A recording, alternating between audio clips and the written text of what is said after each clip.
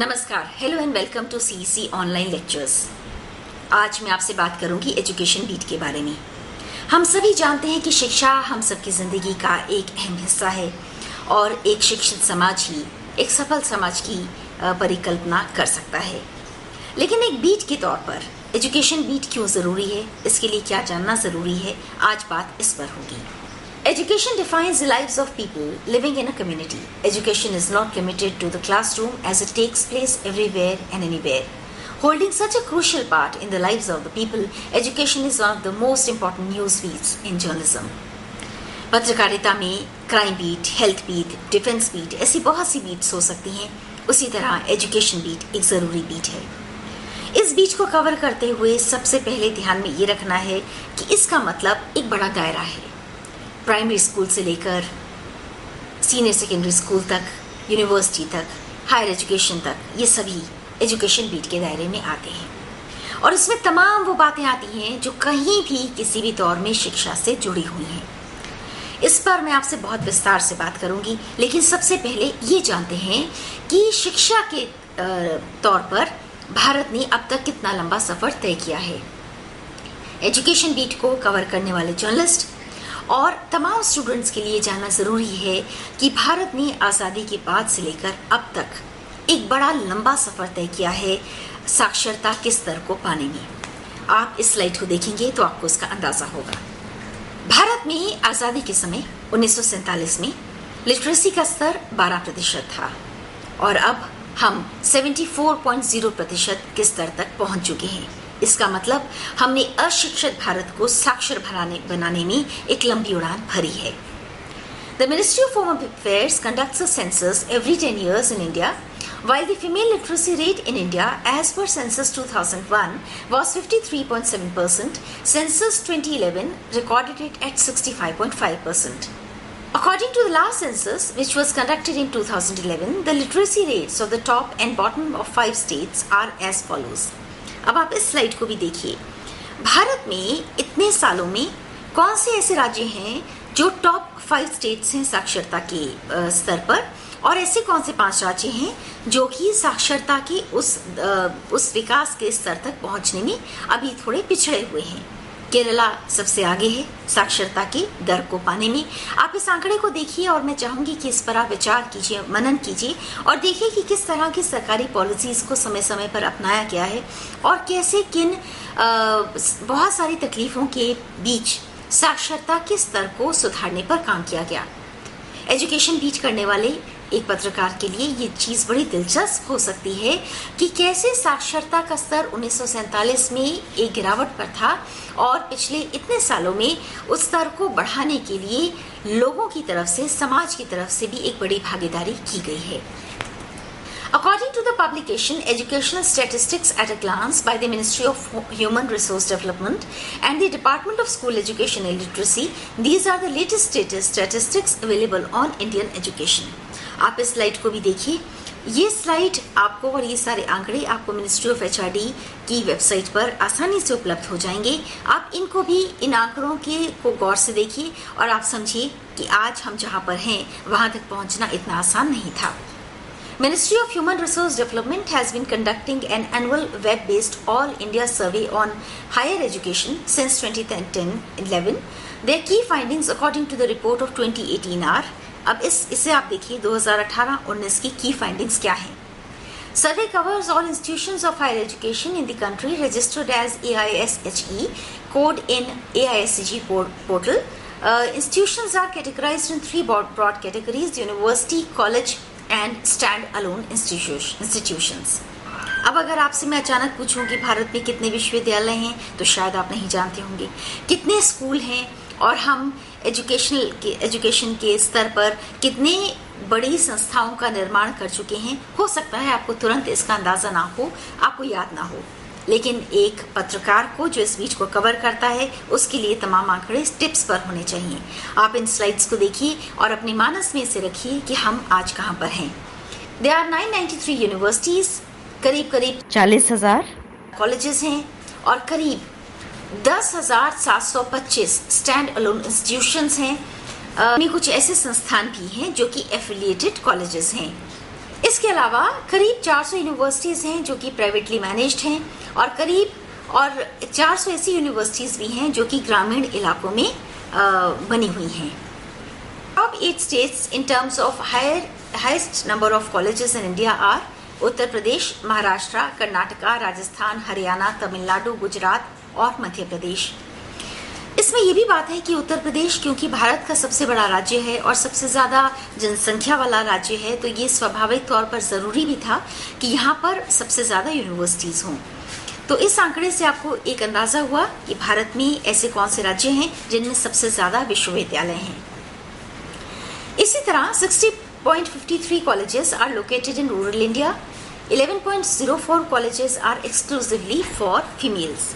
अब आप अपने राज्य का एक थोड़ा मुआयना कीजिए और देखिए आपके राज्य में कितनी सेंट्रल यूनिवर्सिटीज़ हैं, कितने ऐसे कॉलेजेस हैं जो सिर्फ फीमेल्स के लिए हैं और कितने ऐसे कॉलेजेस और स्कूल्स हैं जो कि सिर्फ रूरल एरियाज में हैं, ग्रामीण क्षेत्रों में बनाए गए हैं।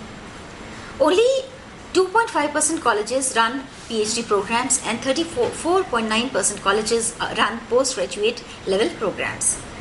अब मैं आपसे बात करूंगी ग्रॉस एनरोलमेंट रेशो के बारे में। GER in higher education in India is 26.3%, which is calculated from 18 to 23 years of age group. GER for male population is 26.3% and for females it is 26.4%. Distance enrollment constitutes about 10.62% of the total enrollment in higher education, of which 44.15% are female students. आप सबने सुना होगा कि distance education की कई programmes होते हैं। इन्हें पढ़ना, इन्हें जानना भी किसी पत्रकार के लिए बड़ा रोचक हो सकता है, क्योंकि इन्हें अलग अलग तरह के लोग इन कोर्सेज को एनरोल करते हैं। कुछ लोग ऐसे भी होते हैं जो कि किसी नौकरी में हैं, रोज स्कूल या रोज कॉलेज नहीं जा सकते, उन्होंने अपने आप को एनरोल किया। या फिर कुछ ऐसे लोग भी हो सकते हैं जो किसी बड़े शहर में ना रहते हों, ग्रामीण क्षेत्रों में रहते हों, या फिर कुछ और उनकी आर्थिक या सामाजिक दिक्कतें हों, तो तमाम ऐसे लोग ऐसे कोर्सेज को एनरोल करते हैं। यहाँ मैं ये भी जोड़ दूँ कि जेलों में भी जो लोग रह रहे हैं, बहुत से लोग इग्नू के जरिए शिक्षा को प्राप्त करने में जुटे हुए हैं। At undergraduate level, the highest number, 35.9% of students are enrolled in arts, humanities, social sciences courses, followed by science, 16.5%, engineering and technology, 13.5%, and commerce, 14.1%. Universities और कॉलेजेस में स्टूडेंट टीचर रेशो करीब 29 के आसपास है। इस रेशो पर भी आप विचार कर सकते हैं। अब मैं आपसे बात करूंगी एजुकेशन को लेकर बजट के बारे में। आप जानते हैं जब भी बजट की घोषणा होती है, एजुकेशन की बात खास तौर पर होती है और आमतौर पर हर बार एजुकेशन से जुड़े हुए बजट में इजाफा होता है। एक बार आप बजट पर भी नजर डालिए और देखिए कि हमने आज़ादी के बाद से लेकर अब तक एजुकेशन के बजट में कितना इजाफा किया है और किन क्षेत्रों में हमारा ज़्यादा ध्यान इस समय जा रहा है। समग्र शिक्षा पर आपको मैं ये आंकड़े में कुछ पढ़ रही हूँ, लेकिन सामने जो स्लाइड है आप उसे ज़रा ध्यान से देखिए।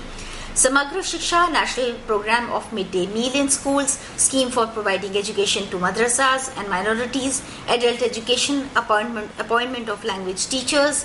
इसी तरह national means cum merit scholarship scheme, national scheme for incentive to girls for secondary education, national awards to teachers, Kendriya Vidyalaya Sangathan, Navodaya Vidyalaya Samiti, national council of educational research and training, central Tibetan schools administration, national Bal Bhavan, national literacy authority, operation digital board.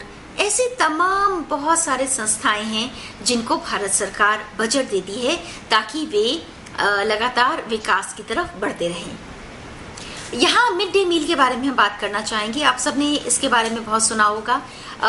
स्कूलों में बच्चों का जो drop करने का जो rate है वो जब बढ़ने लगा तो सरकार को ऐसा लगा कि हम क्यों ना मिड डे मील जैसी कोई स्कीम को शुरू करें, और इसके कई जो नतीजे निकले वो काफ़ी अच्छे भी निकले। इसके तहत 15 अगस्त 1995 को मिड डे स्कीम को शुरू किया गया। 2008-9 में इसमें उन बच्चों को शामिल किया गया जो कि अपर प्राइमरी स्कूल में पढ़ रहे थे और बाद में इसका नाम national programme of mid day meal in schools का नाम रख दिया गया और पॉपुलरली इसे कहा जाता है मिड डे मील स्कीम। ये भारत भर के सभी स्कूलों के लिए 1 से 8वीं क्लास के जो बच्चे हैं, जो सरकारी या सरकार की मदद से चलने वाले स्कूल हैं, स्पेशल ट्रेनिंग स्कूल्स हैं, मदरसास हैं, मकताब्स हैं, उनके लिए इन पर विचार किया गया है, उन्हें शामिल करने का प्रयास किया गया है। इसी तरह नेशनल लिटरेसी मिशन, इसकी शुरुआत 1988 में हुई और इसका जो मकसद था वो ये था कि ये एडल्ट लिटरेसी को प्रमोट करता है। शॉर्ट फॉर्म में इसे NLM कहा जाता है। पूरे देश में इसकी स्थापना की गई और इसमें जो तबका जुड़ा वो 15 से 35 साल की का एक टाइम बाउंड मैनर में ये एज ग्रुप इसके साथ जुड़ा था। इसी तरह साक्षर भारत, ये भी एक भारत सरकार की स्कीम जो 2009 में शुरू हुई। फिर department of school education and literacy ने एक अम्ब्रेला स्कीम शुरुआत की, quality education to madrasas and minorities, ये भी इम्पोर्टेंट है। इसी तरह national scheme of incentives to girls for secondary education, इसकी शुरुआत 2008 में की गई। मैं अब आपसे बात करना चाहूंगी एजुकेशन बीट के सोर्सेज कौन कौन से हैं। सबसे पहले तो आप खुद सोचिए, आपके हिसाब से क्या सोर्सेज हो सकते हैं। असल में बहुत विस्तार हो सकता है। जैसे कि अगर आप स्कूल बीट को कवर कर रहे हैं तो वही स्कूल, उस स्कूल के कर्मचारी, वहाँ के टीचर्स, फैकल्टी, वहाँ के स्टूडेंट्स और फॉर्मर स्टूडेंट्स, स्कूल की वेबसाइट, स्कूल का बजट, स्कूल की गवर्निंग बॉडी, ये तमाम आपके सोर्सेज हो सकते हैं। सिमिलरली अगर आप कॉलेज या यूनिवर्सिटी को कवर कर रहे हैं तो वहाँ भी इसी तरह के क्राइटेरिया के तहत आपको ये देखना होगा कि इन कॉलेजेस या इन स्कूल्स का इंफ्रास्ट्रक्चर कैसा है, किस तरह की सुविधाएं स्टूडेंट्स को प्रोवाइड की जाती हैं, टीचर स्टूडेंट रेशो कैसा है, क्या वो एडिक्वेट है या नहीं है, बजट क्या है, पिछले सालों में इन स्कूल्स, इन यूनिवर्सिटीज़ और इन कॉलेजेस में कौन सी नई सुविधाएं आई, कौन सी स्कीम्स सफल रही या कौन सी नहीं चल पाई, किन नई स्कीम्स की शुरुआत की गई और उनके नतीजे क्या रहे। इसके अलावा रिसर्च पेपर्स भी कई बार बहुत काम के होते हैं, उनसे भी आपको एजुकेशन के बारे में बहुत जानकारियाँ मिलती हैं। एफिलिएटेड कॉलेजेस, एफिलिएटेड यूनिवर्सिटीज़, ये भी सूचना का स्रोत होती हैं।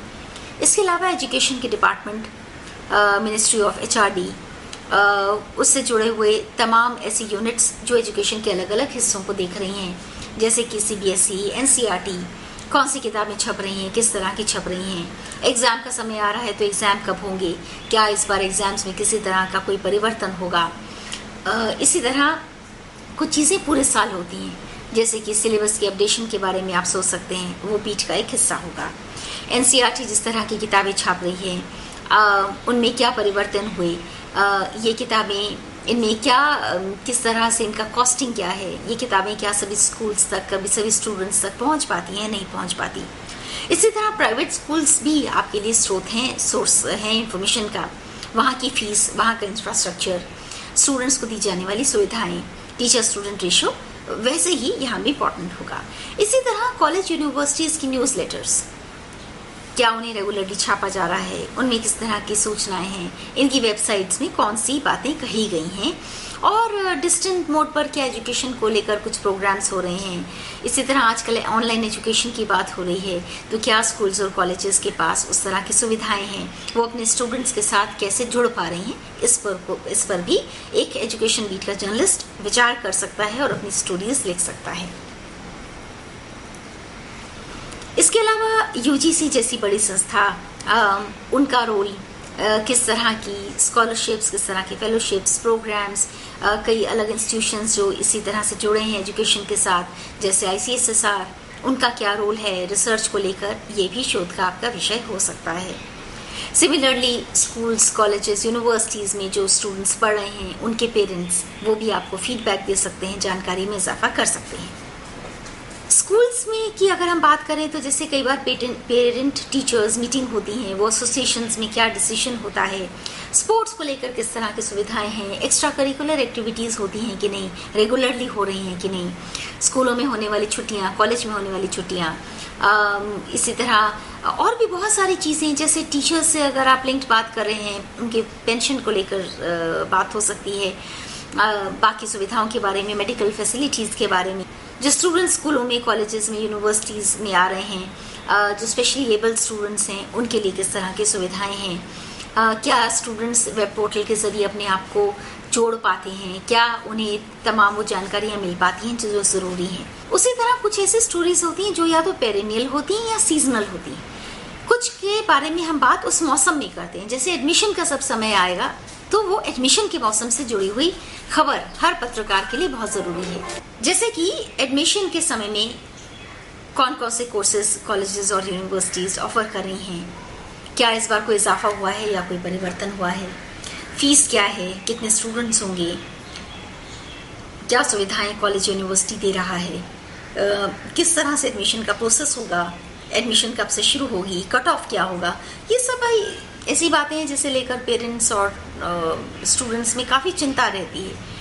तो ये एक बीट रिपोर्टर के लिए बड़ी दिलचस्प चीज़ होती है। खास तौर पे आपने देखा होगा जब कट ऑफ रिलीज होता है तो बहुत तरह की स्टोरीज होती हैं। दूसरी जो सीजनल स्टोरी है वो है रिजल्ट्स को लेकर। रिजल्ट कब आएंगे तो क्या इस बार समय पर आ रहे हैं, जब रिजल्ट आए तो इस बार का रिजल्ट कैसा रहा, पिछले सालों से कंपैरिजन हो सकता है, 1 साल से भी और 10 साल से भी। इस बार गर्ल्स स्टूडेंट्स ने अच्छा परफॉर्म किया या बॉयज स्टूडेंट्स ने अच्छा परफॉर्म किया, ये स्टोरी तो आप हमेशा ही देखते हैं। इसके अलावा कहाँ की परफॉर्मेंस बहुत अच्छी थी, कहाँ की परफॉर्मेंस बहुत अच्छी नहीं थी, कुछ स्कूल्स या कॉलेजेस जो पिछड़ गए या कुछ जो बहुत आगे निकल गए। कई बार ऐसा होता है जहाँ से बड़ा अनएक्सपेक्टेड रिजल्ट आता है, एक्सपेक्ट नहीं किया होता कि ये राज्य या ये स्कूल या ये स्टूडेंट फर्स्ट होगा, बिल्कुल एक्सपेक्ट नहीं किया। वो अनएक्सपेक्टेड स्टोरीज बहुत इंटरेस्ट की होती हैं। इसी तरह ह्यूमन इंटरेस्ट स्टोरीज, कुछ ऐसे स्टूडेंट्स जिन्होंने बहुत मुश्किल परिस्थितियों में परीक्षाएं दी और वो बहुत अच्छे अंक ले आए, कोई टॉप कर गया, कोई सेकंड टॉपर बन गया, और उनकी जो जिंदगी की कहानी है वो बहुतों के लिए मोटिवेशनल हो सकती है। ये एजुकेशन बीट का इम्पोर्टेंट हिस्सा है। ऐसी स्टोरीज को हम ह्यूमन इंटरेस्ट स्टोरीज कहते हैं। इसी तरह कई बार स्टोरीज कुछ एरर से जुड़ी होती हैं। रिजल्ट में कोई कमी आ गई, ज़्यादा को कम नंबर आ गया या कम नंबर को ज़्यादा आ गया, इवेल्यूशन की प्रोसेस क्या होगी, क्या ये प्रोसेस पूरी तरह से ट्रांसपेरेंट है। इसी तरह जो बच्चे अपने एग्ज़ाम्स को दोबारा देना चाहते हैं, रीएवेल्यूएट करवाना चाहते हैं, उनके लिए क्या सुविधाएं हैं। तो इस तरह से एग्ज़ाम का समय हो या एडमिशन का समय हो, कुछ स्टोरीज़ को बहुत गौर से अगर हम देखें तो असल में एक स्टोरी से कई स्टोरीज निकलती हैं।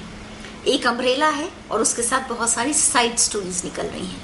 वो साइड स्टोरीज कोई भी जर्नलिस्ट सिर्फ तब कर सकता है जब उसकी एजुकेशन बीट पर ज़बरदस्त पकड़ हो और उसकी उसमें रुचि हो। अगर आपकी रुचि होगी और आपकी समझ होगी तो आप देखेंगे कि एक रिजल्ट भर से आप कई तरह की ऐसी स्टोरीज लिख सकते हैं जिसमें पाठक का या दर्शक का ज़बरदस्त इंटरेस्ट होगा और वो हैरान होगा कि आपने इस तरह की स्टोरीज को कैसे कर लिया।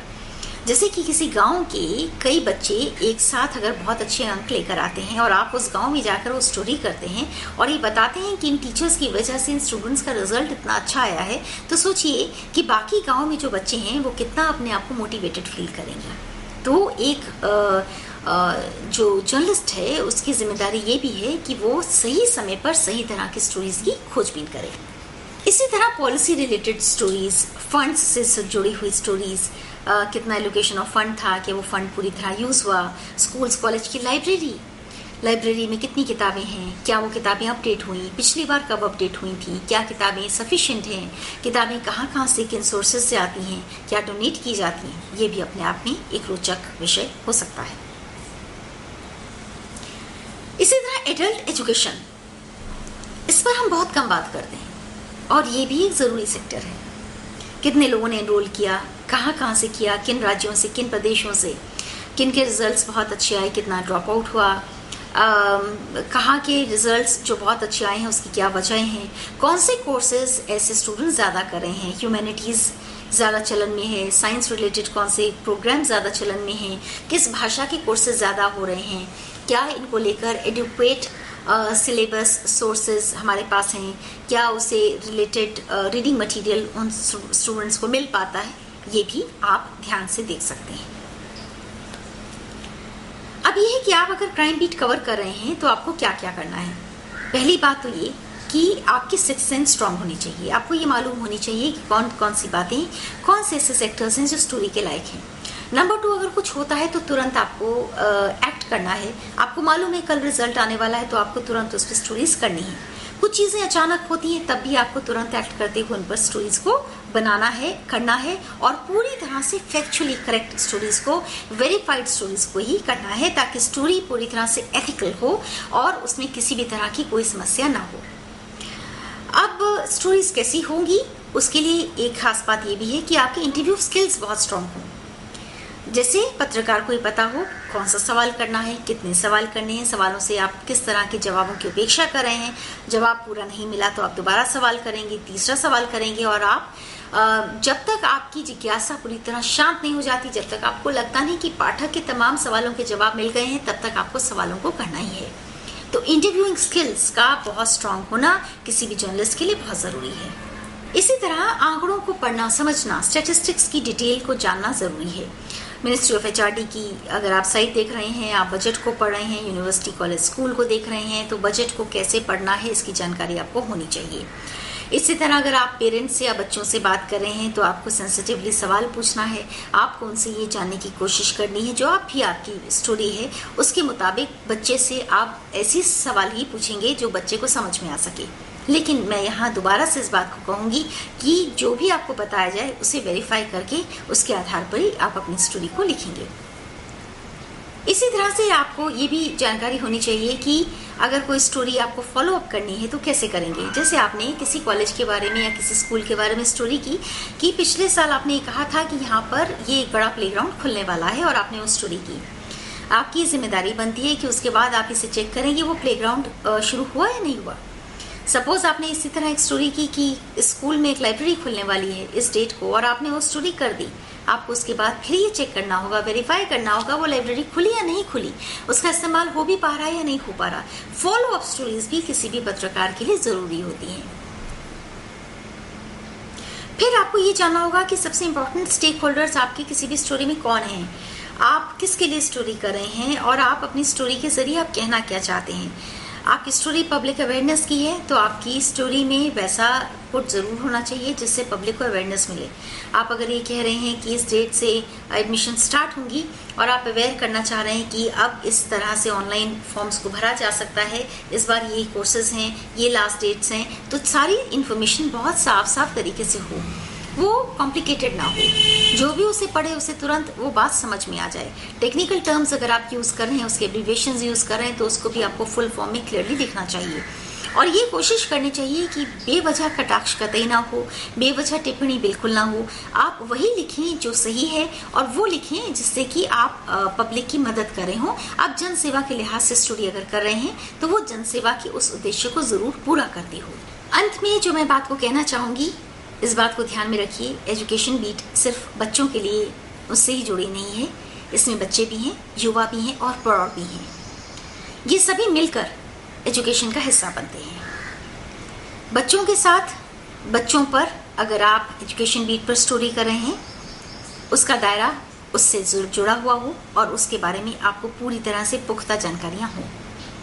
युवाओं से ज़रूरी अगर आप कर रहे हैं स्टोरीज, ये भी ध्यान रखें कि उसमें करियर ओरिएंटेड स्टोरीज का खास तौर पर बड़ा योगदान होता है, और ऐसी स्टोरीज खास तौर पर सराही जाती हैं जो युवाओं को दिशा देती हों कि अगर आपने बीए कर ली है और आप हायर एजुकेशन के लिए जाना चाहते हैं, किस तरह के कोर्सेज आपके सामने मौजूद हैं, क्या एवेन्यूज़ हैं, देश में भी विदेश में भी।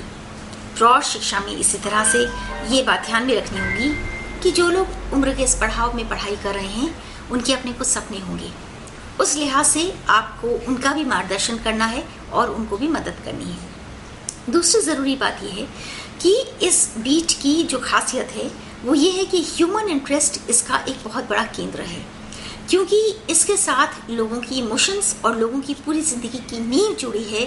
शिक्षा उस नींव को तैयार करता है, तो शिक्षा और शिक्षक, पढ़ने वाले भी, विद्यार्थी भी और शिक्षक भी, और इन्हें अंजाम देने वाली तमाम शैक्षिक संस्थाएं और हमारी सरकार, इन सब का योगदान बहुत ज़रूरी है। सरकारी स्तर पर भारत सरकार ने जैसे अभी भी बहुत सी ऐसी योजनाओं को शुरू किया है जो कि सफल हुई हैं और जिन्हें ग्रामीण क्षेत्रों में खास तौर पर बहुत मजबूती के साथ अपनाया गया है। तो भारत सरकार जो अपनी तरफ से प्रयत्न कर रही है, वैसी ही तमाम स्कीम्स को, उनकी फंडिंग को, उनके कार्यक्रमों को भी गौर से देखने की जरूरत है। शिक्षा पीठ को कवर करने वाला एक पत्रकार असल में सरकार और आम लोगों के बीच में एक बड़े पुल का काम करता है। इस पुल को मजबूत आप तभी कर सकते हैं जब आप खुद अपने शिक्षा के स्तर को लगातार बढ़ाएंगे और शिक्षा पीठ को समझते हुए एक गंभीरता और एक संजीदगी को अपनाते हुए आगे बढ़ने का प्रयास करेंगे। तो आज मेरी आपसे बातचीत एजुकेशन बीट को लेकर हुई। आप अगली स्लाइड में उन सोर्सेज को देख सकते हैं जिनसे मैंने इस लेक्चर सीरीज में आपसे बात करने के लिए मदद ली है। मुझे उम्मीद है कि आज का लेक्चर आपको पसंद आया होगा और ये आपके लिए उपयोगी साबित होगा। नमस्कार।